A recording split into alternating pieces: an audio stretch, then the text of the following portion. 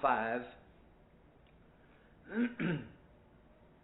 verses 23 and 24 is about where we had come to. We had talked about this a little bit, but of course we have this king, and he is praising his gods of silver there in verses 23 and 24. And it's always amazing to me when you think about those deities, those gods, that those people would imagine. That's what they did. They imagined those things for themselves. And we've talked about this before, that most of the time they would make a god out of things that they didn't understand, or the things that were benefiting them. As we would think about the crops, the rivers, the moon, the stars, the sun. They had gods for everything. As I said, things they didn't quite understand, or things that benefited them. Like here with this king, his gods were the gold and the silver, and all those things that were valuable. And so he made them to become his gods.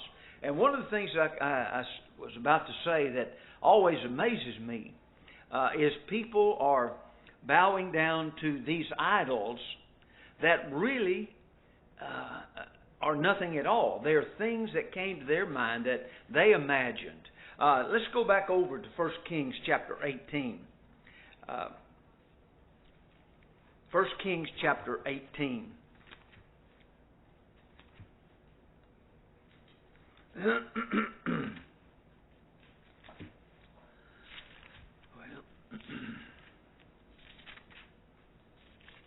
In 1 Kings chapter 18, verse number 27, it talks here about those gods. It says, "And it came to pass at noon that Elijah mocked them and said, Cry aloud, for he is a god. Neither is he talking, nor he is pursuing." Let me back up and read that again. "And it came to pass at noon that Elijah mocked them and said, Cry aloud, for he is a god. Neither either he is talking or is pursuing, or he is in a journey, or peradventure he sleepeth and must be awakened." Well, prior to that, he had challenged them to demonstrate their God. And Elijah mocks them by saying, well, your God's not done anything. And either he's on a journey, he's asleep, or he goes on and talks about those various things. And that really is a point concerning those gods of idolatry. Look at Jeremiah. In Jeremiah chapter 10.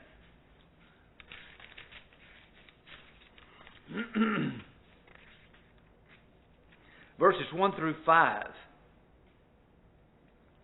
It says there, "Hear ye the word which the Lord speaketh unto you, O house of Israel. Thus saith the Lord, Learn not the way of the heathen, and be not dismayed at the signs of heaven. For the heathen are dismayed at them." And there's the idea, the things of nature.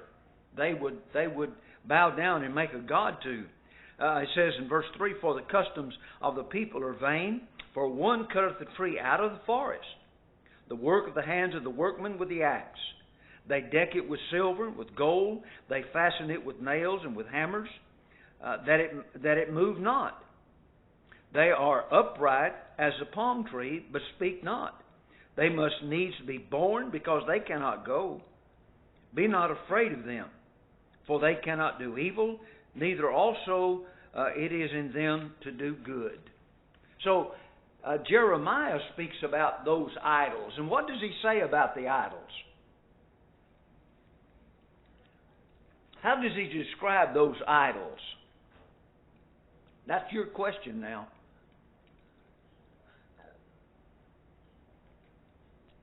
How do those idols come about? The people go out, they cut down a tree, they fashion it, they bring it in, and they deck it with all the silver and gold or whatever it is they're going to have. It cannot move.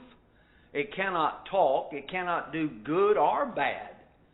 So he really has, Jeremiah is really saying basically the same thing that we saw earlier there in 1 Kings. What is an idol? Something that comes from the mind of men. Something that is dreamed up by man. And the same thing is true with false religions. And really, when you talk about idols, what are you talking about? You're talking about a false religion. They're bowing down to things that are man-made. Denominationalism is man-made.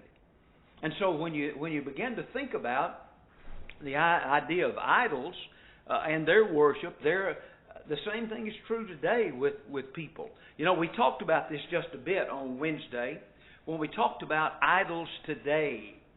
Now, there are places in the world that they're still entrenched in idolatry. And I'm talking about the little icons that they bow down to, or the mindset of, they have gods for almost everything. And we say, well, that's such an odd thing. But then you come down to us today, an idol really is nothing more than something that comes between us and our God. We could put down a little icon and make that an idol, but it's nothing. Well, today people make a lot of things their idols. You know, it talks here about this king and his gold and his silver. There are people today that their God is money. They will do anything for money. They will lose their families. They'll lose their religions simply because they want to get more and more money. And people, begin to do things that they would not have done before. And sad to say, today we see some people who are putting their recreation before God.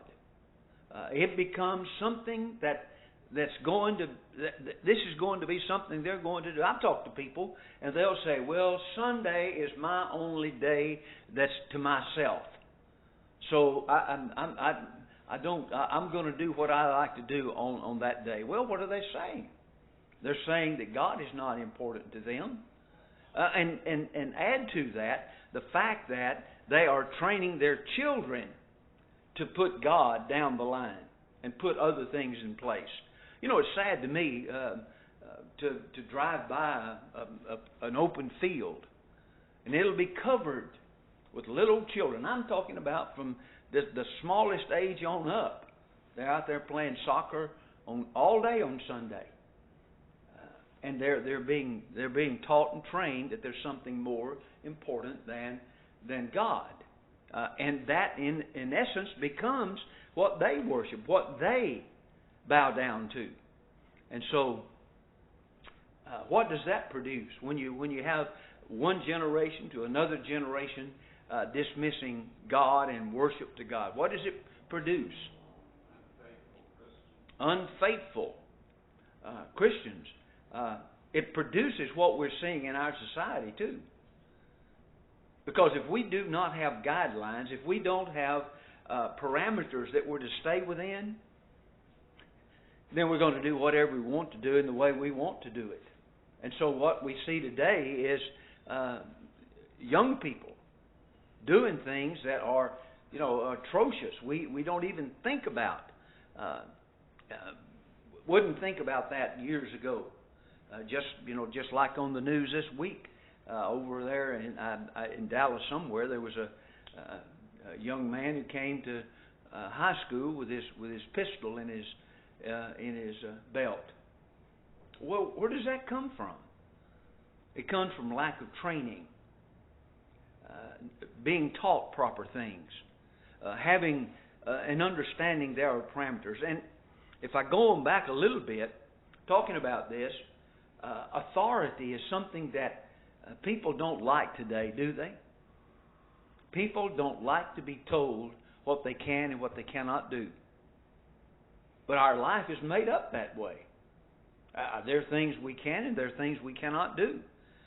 There are laws, but now people do not care too much about that. And the same thing is true when we talk about the things we are here. there is no authority for having those kinds of things to bow down to in worship. Now, we're talking about, and look back there at chapter 3 of Daniel, when we had Shadrach, Meshach, and Abednego. Well, they were told, I'm the authority. In fact, if you'll remember what Nebuchadnezzar said to those three, he said, who is your God that he's going to step in and stop this? Who is your God? Who can stop me? Does that sound like what happened down in Egypt with Pharaoh, with the children of Israel? When Moses went down there, who is your God that I should obey his voice? And so today we have basically the same thing. We wind up having the same kind of problems. But we have examples that are good for us to try and to be following. There were things that this Belshazzar should have been thinking about. In verse number 24, the message you see was sent from God. The message that comes was from God. Then was the part of the hand sent from him, and this writing was written. Now, we've got a king who has all of these icons, but here he's got this writing on the wall, this finger that writes on the wall. And his astronomers and his soothsayers could not. In fact, he is going to send for Daniel so that Daniel will come and make the interpretation of what's written there on that wall. Well, in verses 25 through 28, we're told what was written on that wall. He says there in verse number 25, and this is the writing that was written, Mene, Mene, Tekel, Upharsin. This is the interpretation of the thing. Mene, God hath numbered thy kingdom and finished it. Tekel, thou art weighed in the balance and art found wanting. Perez, the kingdom is divided and given to the Medes and Persians. Then commanded Belshazzar, and they clothed Daniel with scarlet and put a chain of gold about his neck and made a proclamation concerning him that he should be the third ruler in the kingdom. Well, again, there's the promotion that's given because Daniel is able to say what those things mean. And when you come back, really, if you just look at those three things, it means numbered, weighed, and divided. What's going to happen? What's going to happen to this kingdom? It's going to be divided, and we're going to see the Medes and the Persians are going to come in, and they're going to take over. They're going to be the ones who will override, will defeat the Babylonian empire. And that's one thing that happened very often in that world at that time.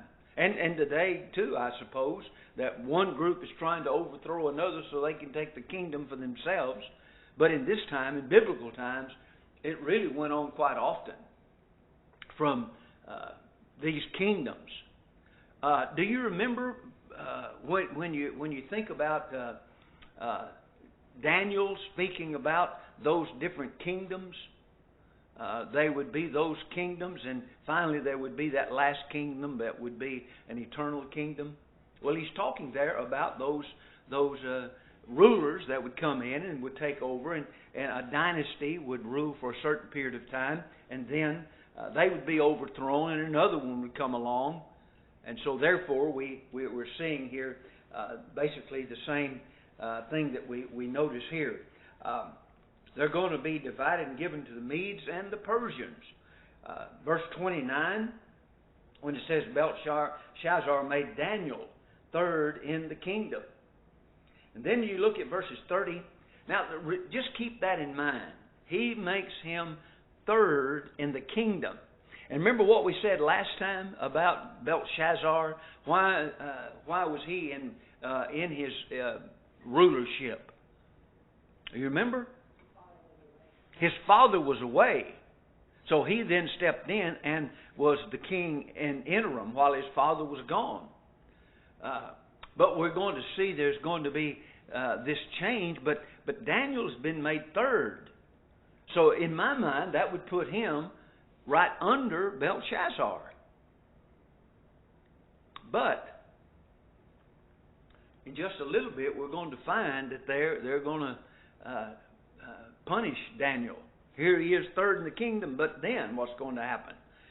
He's going to be put in the lion's den because he would not bow down to the king and worship that idol.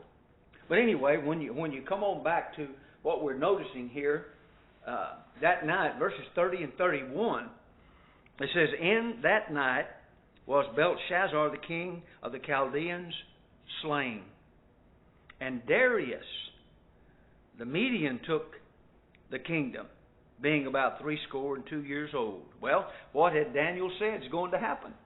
Medes and the Persians are going to come in and take over. That night, Belshazzar was slain, and the kingdom was overrun. You know, we read that, and it's just a fact that's stated.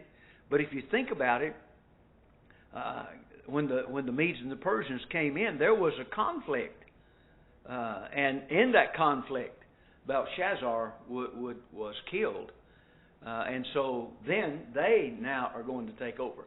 Now we've got the Medes under Darius has come in to the place. Now, what's going to happen to Daniel? Is Darius going to recognize that Daniel is so important and so popular in the kingdom?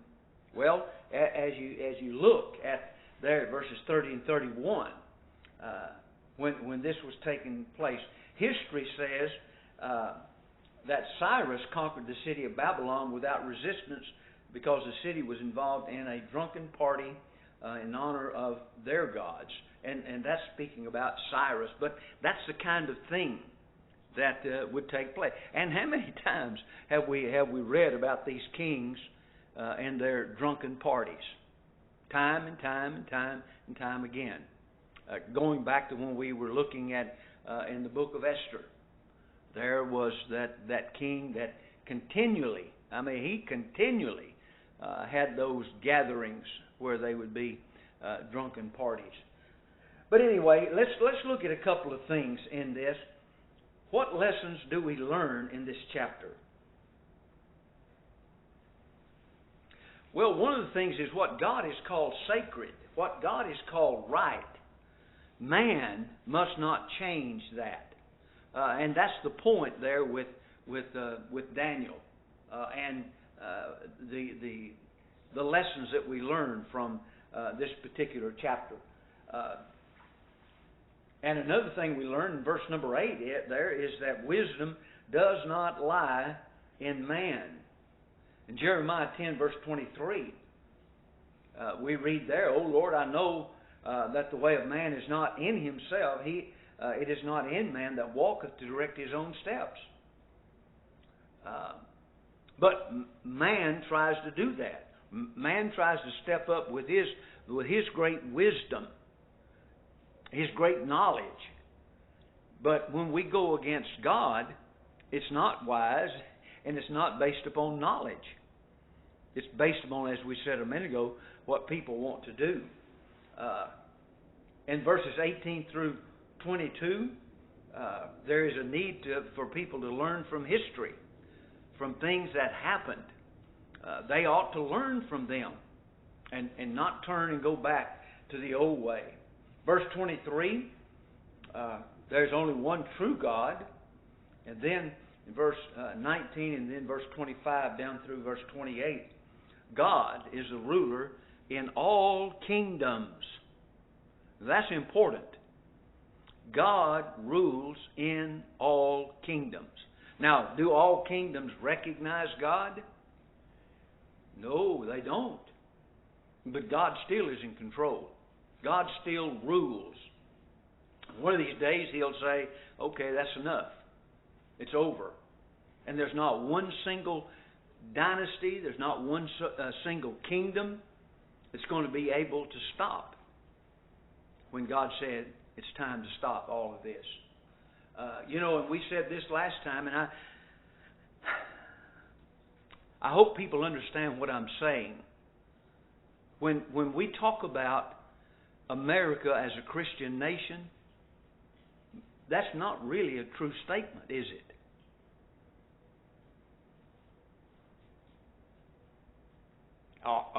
Is our nation, is it based upon Christianity?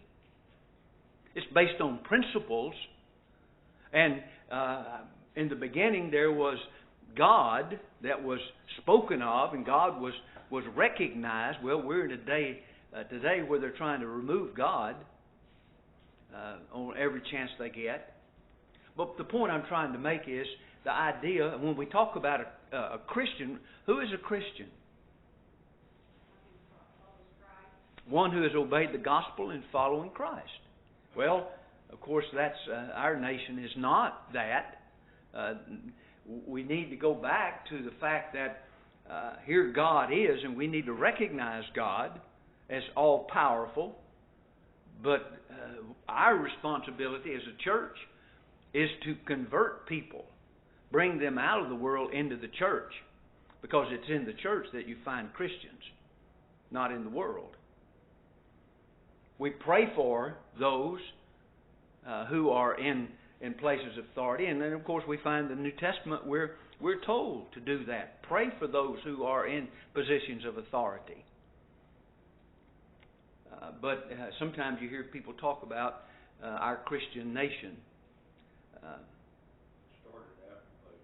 It started out well. It started out as people who recognize God, not as, because most of the people in that were not members of the church, but it was based upon godly principles, based upon the Bible. Even the oaths that were taken on the Bible. Well, our country's getting away from that as well, taking their oath of office on other religious documents.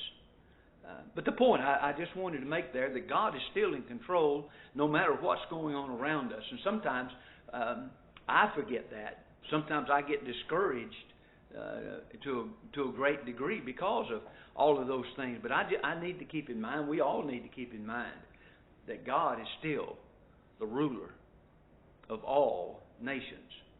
The Bible says He puts kings in and He takes them out. And that's what we're seeing in this particular circumstance. But at the end of chapter 5, we have seen that Daniel has once again found favor in the sight of the king. Anybody have any comments or any questions there about chapter 5? Nothing? Okay, then we'll just go on over into chapter 6. And chapter 6 is one of Bible stories that most of us know, and most of our children know about Daniel in the lion's den. It's a favorite Bible passage. It's a favorite book and event that people think about. But here in this, we need to pay attention what led up to the event that we all remember. A new king has come to the throne.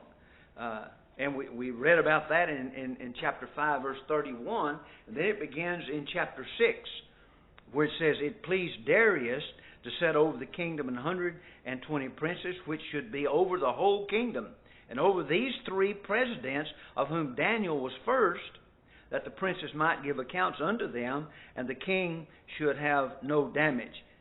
Then this Daniel was preferred above the presidents and princes, because an excellent spirit was in him, and the king thought to set him over the whole realm." So there it is.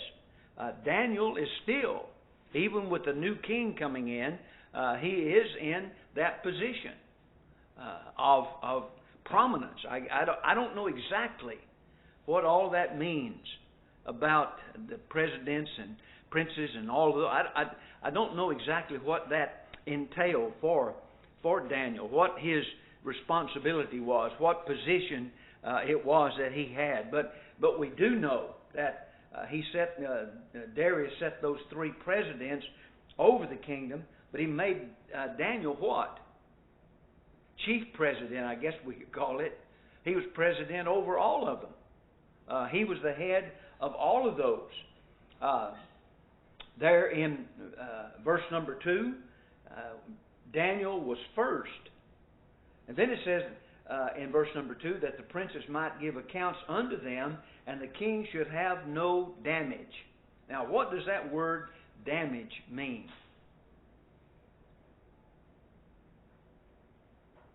It says the king, there in verse number 2, and over these 3 presidents of whom Daniel was first, the princes might give accounts unto them, and the king should have no damage. They were going to look at after all the affairs of the king. He was not going to lose any income. They were going to make sure that people paid what they were supposed to.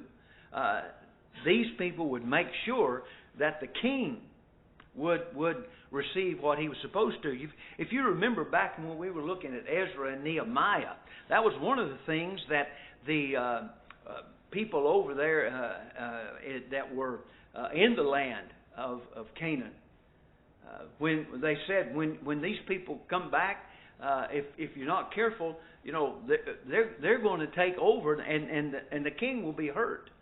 He'll be damaged. Well, he was talking there about they won't pay their fair share. They'll ultimately try to take over. And if you'll remember, they even said, if you'll remember what they did before.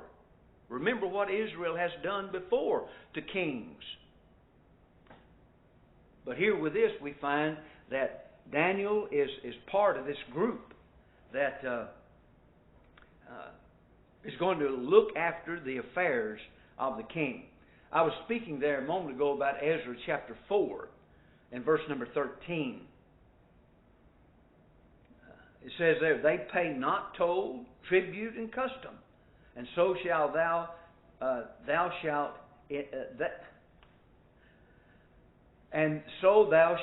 endamage the revenue of the kings. In other words, you're going to you're going to hurt the revenue that comes in from the king. In verse 3 there of chapter 6 of Daniel, it uses that word preferred. And again, we mentioned a minute ago that he would be the chief. He would be above them. And of course, that's going to bring problems to him later, because they're going to be jealous of what he has and what he's doing, and being over them. And if you stop and think about that, we've got these people who the king has put in position, but he's put Daniel, who is a Hebrew, above those presidents. Why did the king put him above those presidents? Why would he put that Hebrew over, or chief among those presidents? And what does that really mean? The excellent spirit was in him. He had a good attitude. He was knowledgeable.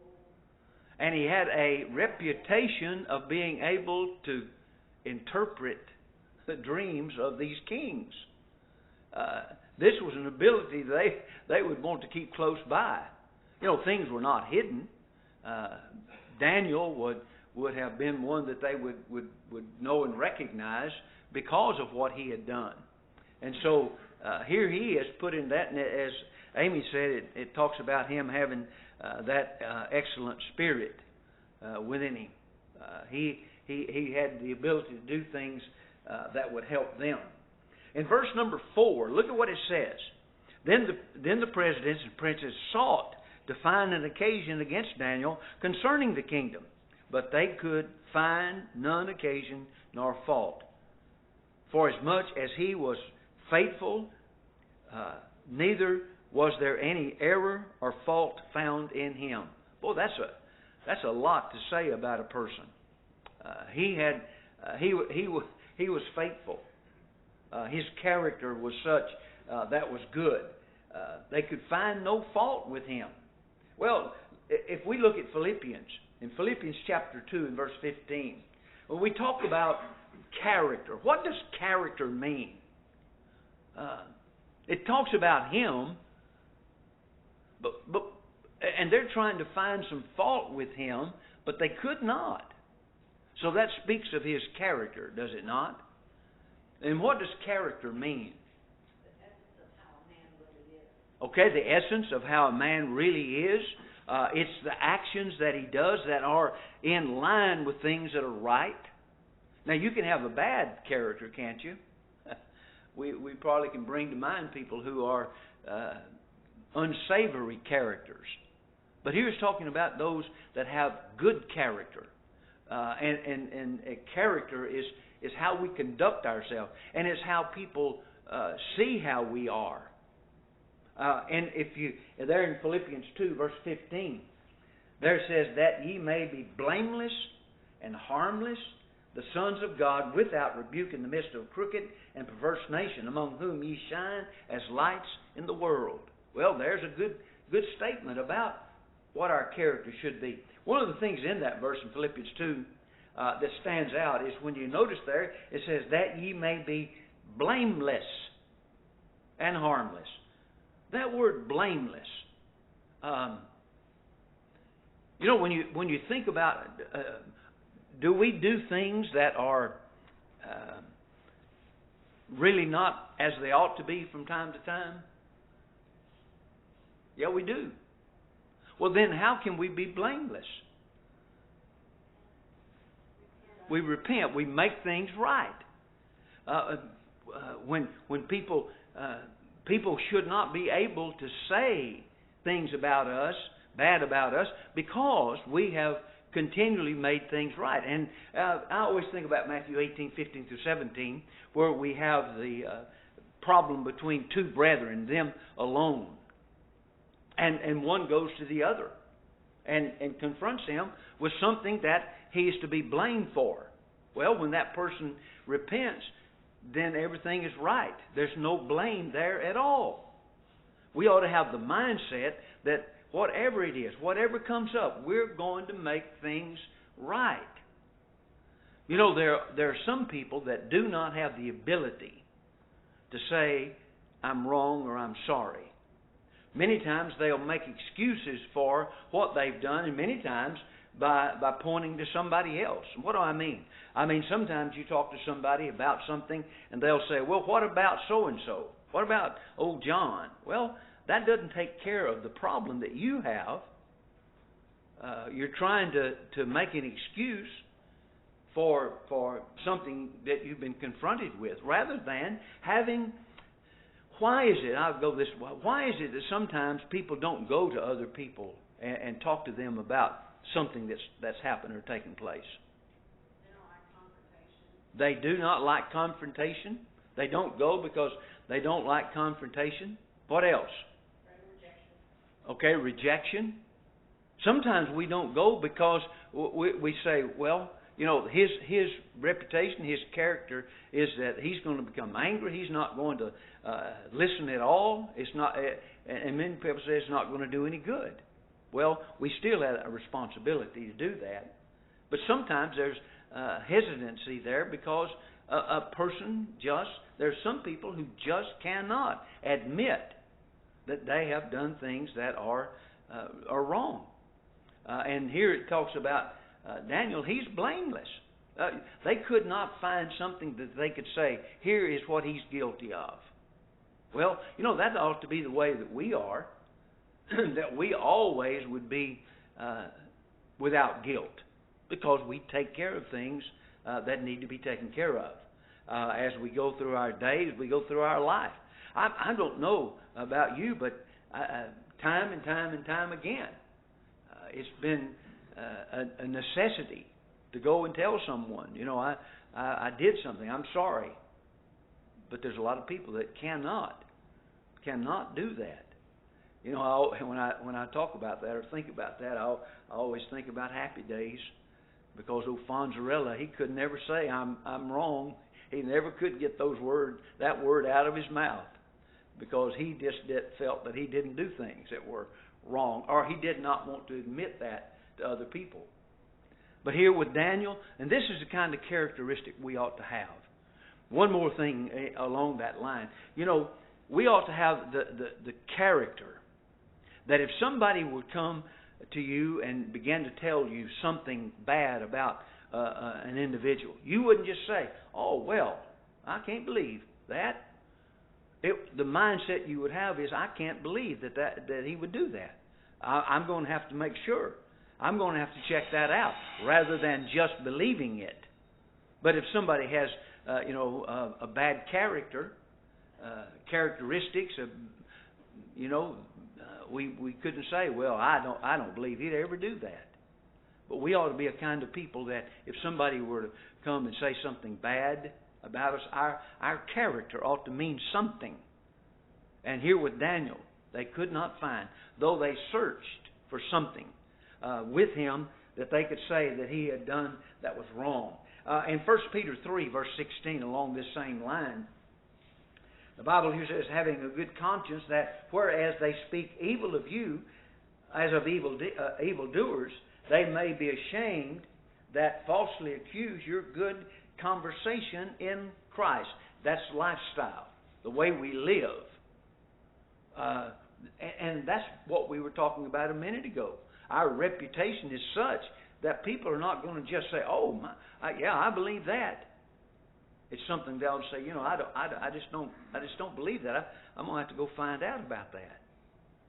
So here with Daniel, he was one that had that good reputation.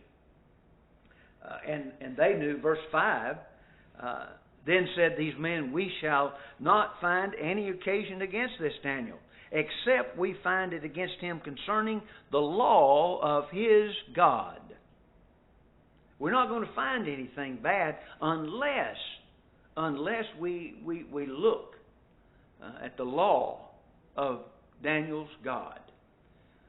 And of course they knew, and they're going to propose things that are going to cause Daniel to obey God rather than man. They're going to try to entrap him with certain things. Look at verses 6 through 9, and then we'll stop there after we get through this little part. This says, "Then these presidents and princes assembled together to the king, and said thus unto King Darius, Live forever. All the priests of the king, presidents of the kingdom, and governors, and the princes, and counselors, and captains have consulted together to establish a royal statute, and to make a firm decree, that whosoever shall ask a petition of any god or man for 30 days, save of thee, O king, he shall be cast in the den of lions. Now, O king, establish the decree and sign the writing, that it be not changed, according to the law of the Medes and Persians, which altereth not." And then, of course, verse 9, "Therefore King Darius signed the writing and the decree." Well, as we said, what was their proposal? That if anybody prayed to anyone other than the king, what's going to happen to them? Make that decree. You're going to be thrown in the lion's den. Do you think these people knew that Daniel was a praying man? They knew that Daniel's routine, his life was based upon his conviction, his belief in God, and the praying that he would do. And because as we look on, the decree comes out, and the Bible says he went into his room with the windows open, as was his custom, as was his daily routine. That's what he did.